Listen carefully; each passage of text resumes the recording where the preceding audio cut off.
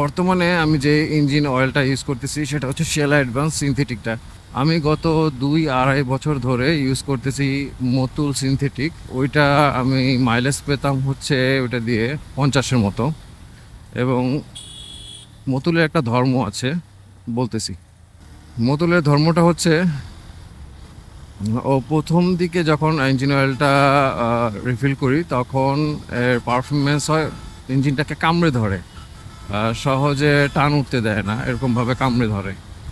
পরে 1000 কিলোমিটার চলার পর সে বেশ ফ্রি হয়ে যায়, তার ভিসকোসিটিটা একটু হয়তো কমে যায়, তো তখন খুব সুন্দরভাবে পারফরমেন্স করে, খুব স্মুথ পারফরমেন্স করে।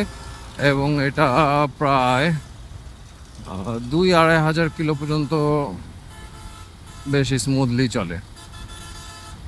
আহ, হঠাৎ করে হঠাৎ করে না, এই গণ অভ্যর্থনের পরে এর দামটা বেড়ে যায়। যখন আমি এটা কিনতাম হচ্ছে 1100-1150 টাকা দিয়ে, এটার দাম হয়ে গেল 1400 টাকা। আমি দোকানদারকে জিজ্ঞেস করলাম, ভাই এটা দাম বাড়ার কারণটা কি? তো বলে যে এর ইম্পোর্টারটা ছিল মনে হয় ওই আওয়ামী লীগের, তো তারা একটু ব্যবসায়িকভাবে এটা একটু ক্রাইসিস তৈরি করতে চাচ্ছে। তো আমি 1400 টাকাতে না কিনে আমি বললাম যে তাহলে শেলের একটা দিয়ে দেন, ফুল সিনথেটিকটা দিয়ে দেন, এটা দাম কত? তো উনি তখন বললো 800 বা 900, সম্ভবত 900 মনে হয় বলছে। সো ওইটা আমি কিনে ফেলছি।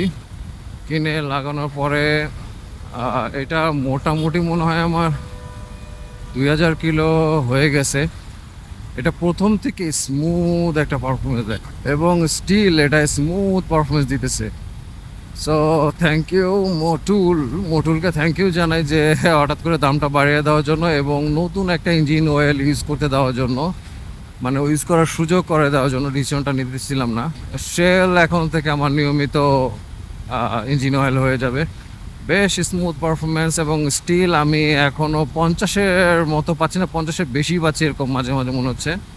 কারণ আমার 6.4 লিটার তেলে 300 কিলোমিটার যায় আমার বাইকটা। তো এবার গিয়েছে 325 কিলোমিটার। এটা খুব সুন্দর একটা মাইলেজ পেয়েছি। So Shell advance, welcome to my wonder biker family. Sorry, wonder biker ফ্যামিলিতে সবাই তো ইউজ করবে না এটা। Welcome to my Honda Hornet bike. এই দ্যাটস অল। এটাই হচ্ছে আমার ইঞ্জিন অয়েল সম্পর্কের ধারণা। ভালো লাগলে সাবস্ক্রাইব, লাইক, শেয়ার, কিন্তু কমেন্ট করতে হবে। কমেন্ট করবেন মোটুল কারা কারা ইউজ করেন এবং মোটুল থেকে কেউ কি শেলে শিফট হয়েছেন কিনা, অথবা শেল থেকে কেউ মোটুলে শিফট হয়েছেন কিনা বা কেন হয়েছেন, এগুলি আমার সাথে শেয়ার করবেন প্লিজ। আল্লাহ হাফেজ। আরে বাইস কারা হর্ন দিতেছে খালি।